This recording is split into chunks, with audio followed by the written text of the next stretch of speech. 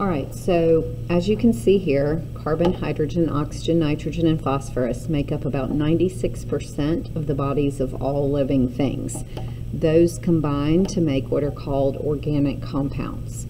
Okay, by definition, for something to be organic, it has to contain carbon. That's the true biological definition of organic. It's not what you read when you read organic about groceries, okay, that don't contain herbicides, pesticides, what have you.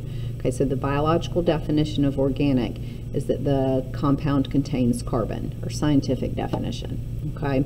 So that being said, all organisms are organic because they contain carbon. And these are the four classes of what are called macromolecules that make up all organisms. Right? Carbon is really essentially just kind of a versatile element. It can do a lot of things in nature as far as making bonds with other elements, so it forms tons and tons of compounds. And what we're going to see is that some of those small compounds then can be put together to form larger compounds. Okay? Now what we're going to focus on for now is the cycles of matter. Right? So we're going to talk about the carbon cycle, water cycle, nitrogen cycle, and phosphorus cycle. In general, matter can cycle between living and non-living components in ecosystems. It can move in lots of different directions, and it's transformed from one form to another. What we're going to see is that in contrast, energy can only flow in one direction. Matter can flow in many directions. Okay? The elements that make up the earth and organisms and things that are non-living as well, those elements that are here today, they were here millions of years ago. And so we talk about the fact that basically the amount of these has not changed, but the forms in which they exist have changed over time. Okay, so for example, if we're in a drought year here in Alabama and it's monsoon season in Nepal, then water's kind of stuck in the water cycle over in Nepal, and we're lacking the needed water that we need here. Okay, again, these are our 5 elements we're going to be most focused on. They're going to build these classes of macromolecules that we'll talk more about from a biochemistry standpoint later.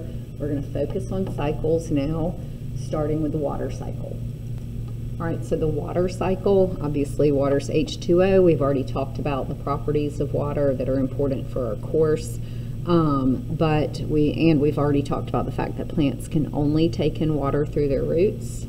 Okay, it's going to move up the roots into the stem, into the leaves via capillary action because of cohesion and adhesion. Once it's in the leaves, hopefully it's going to be combined with some carbon dioxide in order to carry out photosynthesis and to make sugar. Okay, but any water that's not used might transpire or evaporate from the plant. So transpiration is a specific form of evaporation of water from plants. As far as this little section of 2 bullets here, basically kind of bottom line, we know animals drink water and eat plants, and so that's going to move water through food chains. Okay, and as the water goes up the food chain, like from a plant all the way up to a top consumer, it's just moving through that food chain from organism to organism. When animals respire, then we're releasing water into the atmosphere every time we exhale. Okay, you give off a little bit of water and carbon dioxide. If you hold your hands over your mouth and nose and exhale, then your palms will get a little bit wet, okay, because of the water that you're giving off. Then every time you urinate, you're excreting water back into the biosphere.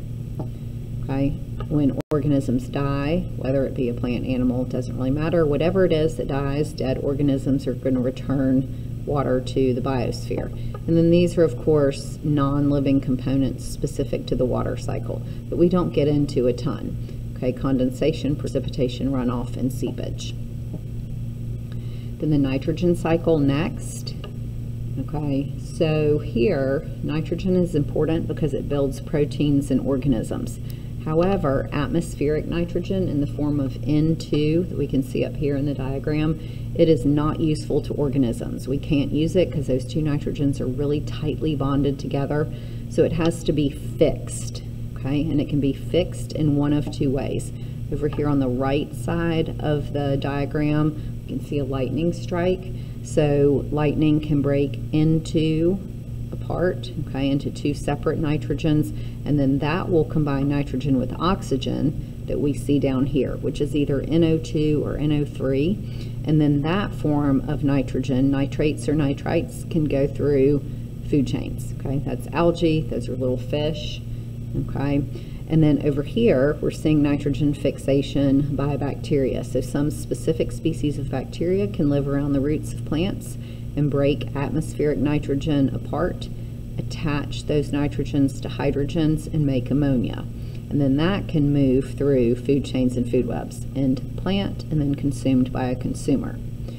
One thing as humans that we can do to increase the amount of nitrogen in a plant and help to boost productivity and growth is to add fertilizer to the soil. Okay, so when we have nutrient poor soils, fertilizers are sometimes added to boost the growth of plants. Right, and then again, just plants absorbing nitrogen from the soil and it moving through the food chain. And then when organisms die, okay, and nitrogen's returned to the soil, when animals excrete liquid waste, nitrogen's returned to the soil as well. All right, so next will be the phosphorus cycle. All right, so phosphorus is the only one of these 5 elements, carbon, hydrogen, oxygen, nitrogen, and phosphorus. To list those again, phosphorus is the only one that cannot exist as a gas.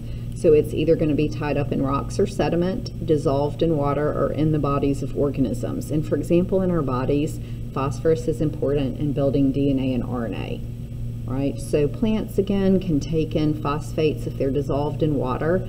Then those phosphates can move through the plant. If an animal consumes that plant, then it can move through a food chain. If an organism dies, then decomposition is going to return phosphorus to the soil. If excretion takes place, then that's going to return phosphorus to the soil as well. Okay, we're going to keep that one kind of simple. And then the carbon cycle is the last one for a couple of reasons. Okay, but I'm going to keep this simple for now, and we'll kind of expand on those reasons through some other things. But basically, carbon dioxide is typically the form that we're going to see in the atmosphere of carbon, and then it's going to enter plants through little holes in leaves called stomates. It's hopefully going to combine with water and then make glucose through the process of photosynthesis. So then once that sugar is available in the plants, then if an animal consumes that plant, then carbon can move through a food chain, right? So that being said, you can see photosynthesis here on this side of this diagram, and you can see it down here, all right, where carbon dioxide is coming into the algae to carry out photosynthesis or into this tree. And then as animals consume plants, then they are going to feed on those, right? And then through the process of cellular respiration, one of the things that's going to happen is carbon dioxide is going to be returned to the atmosphere, okay, as a gas.